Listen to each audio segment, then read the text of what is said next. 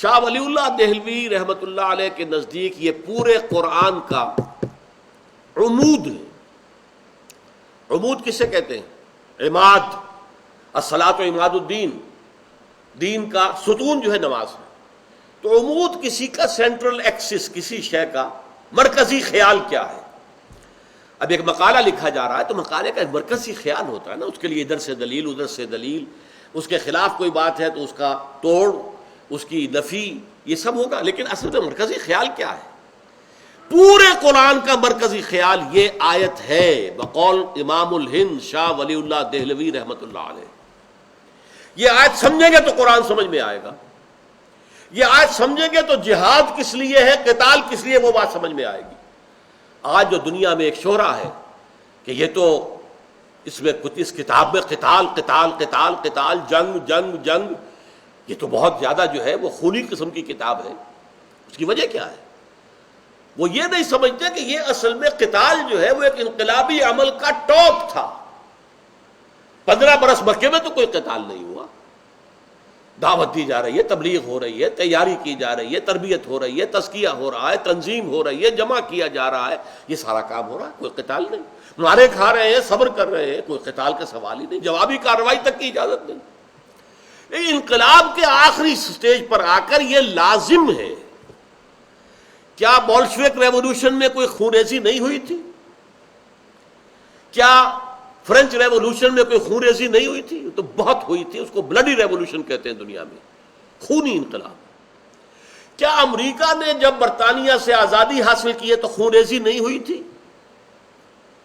کیا امریکہ نے جب اپنے ہاں سلیوری ختم کی ہے تو خونریزی نہیں ہوئی تھی؟ کوئی بھی نظام میں تبدیلی آپ لانا چاہیں گے، اس جو موجودہ نظام ہے اس کے ساتھ جن لوگوں کے ویسٹڈ انٹرسٹ ہیں وہ کبھی برداشت نہیں کریں گے. وہ مقابلے میں آئیں گے، روکیں گے. گارڈ اپ یور لانس، اپنے مفادات کے تحفظ کے لیے کھڑے ہو جاؤ. کتنی بڑی سول وار امریکہ کے اندر ہوئی ہے، ساؤتھ اینڈ نارتھ کے درمیان. کیوں ہوئی؟ وہ ایک انقلابی عمل کی ایک ناگزیر ہوتا ہے آخری سطح پر جا کر. اور اسی سلسلے میں قرآن مجید میں جہاد اور قتال کا ذکر آتا ہے. انقلاب برپا کرنا تھا. اسلام صرف مذہب نہیں ہے، وہ ایک نظام لے کر آیا تھا دنیا میں، اس نظام کو برپا کرنا تھا. جیسے کہ ایک صحابی نے کہا تھا رستم سپہ سالار افواج ایران کے سوال کے جواب میں، انہوں نے کہا تھا یہ کیوں آپ لوگ ہم پر حملہ آور ہو گئے؟ پہلے بھی آپ لوگ آیا کرتے تھے، ٹرائبل ہورڈز لوٹ مار کرتے تھے، چلے جاتے تھے، اب ہمارا پیچھے نہیں چھوڑ رہے، وجہ کیا ہے؟ تو جواب دیا انہوں نے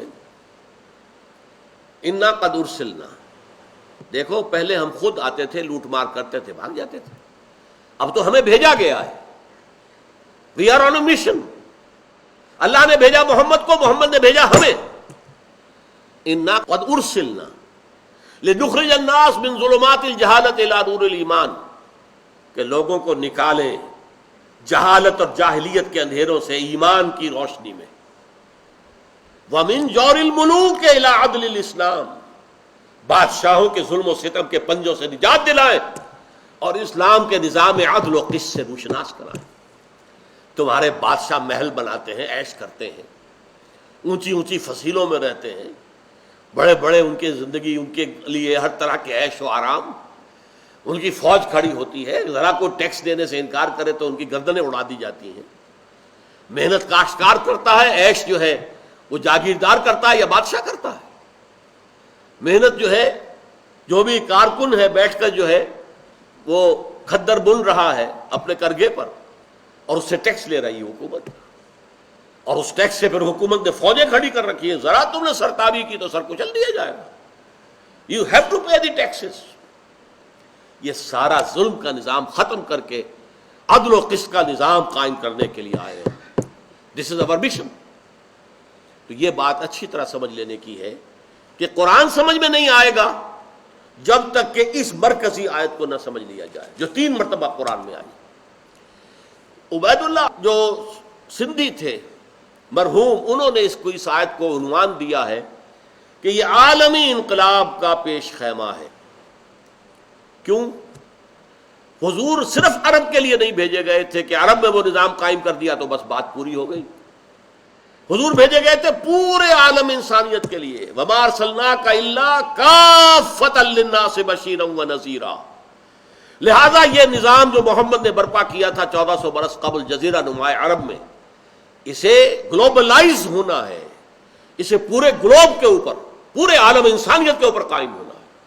تو اس عالمی انقلاب، بلکہ ان کے لفظ میں بین الاقوامی انقلاب، اسی وقت تک ابھی مولانا عبید اللہ سندھی کے دور تک ابھی عالمی کا لفظ نہیں آیا تھا، گلوبلائزیشن کا لفظ نہیں آیا تھا، نیو ورلڈ آرڈر کا نام نہیں آیا تھا۔ آج تو دنیا بہت آگے نکل گئی ہے، نیشنلزم ختم ہو چکا ہے، ملکوں کی تقسیمیں اور جو ان کے درمیان لکیریں ہیں ختم ہو چکی ہیں۔ اب تو راج ہوگا ملٹی نیشنلز کا، ملٹی نیشنلز جو ہے وہ حکومت کریں گی اصل۔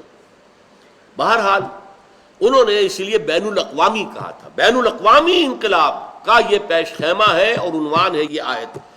میں آپ سے جو بات کہتا ہوں 100% اعتماد کے ساتھ، سیرت النبی کا فہم حاصل نہیں ہو سکتا جب تک ان الفاظ کو نہ سمجھ لیا جائے۔